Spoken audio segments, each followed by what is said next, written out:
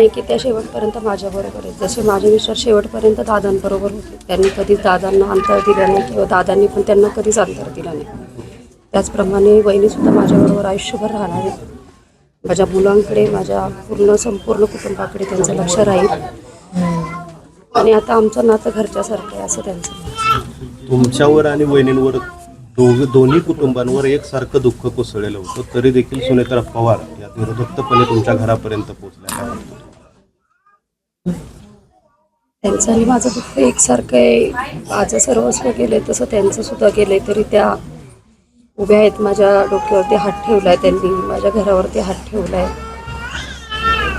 विसरू नाही शकत त्यांचे कार्य माझ्याबरोबर आयुष्यभर राहते. बघूयात परमेश्वराच्या ह्याने सावरण्याचा प्रयत्न करतोय त्याच्यात लवकरात लवकर सावर.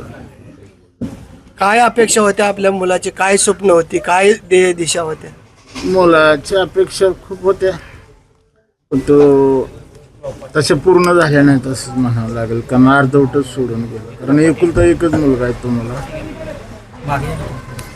आपण शेवटचा फोन कधी झाला आपला? माझा 26 तारीख फोन झाला नाही, प्रत्यक्ष बोलणं झालं शेवटचं 26 तारखेला 5:30 वाजता.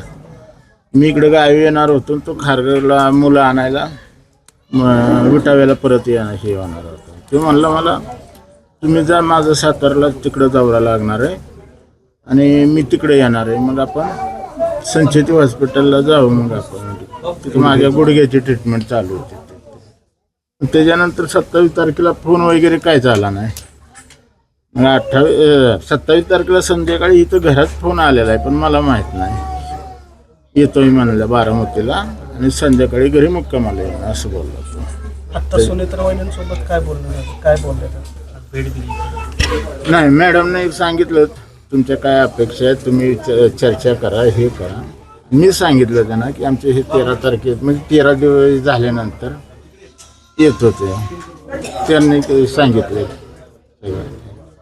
तशी अपेक्षा काहीतरी तुमची आहे असेल? अपेक्षा आमच्या काय फक्त ते सुनबाईचं आणि मुलांच्या शिक्षणाचं, बाकी नाही काय अपेक्षा.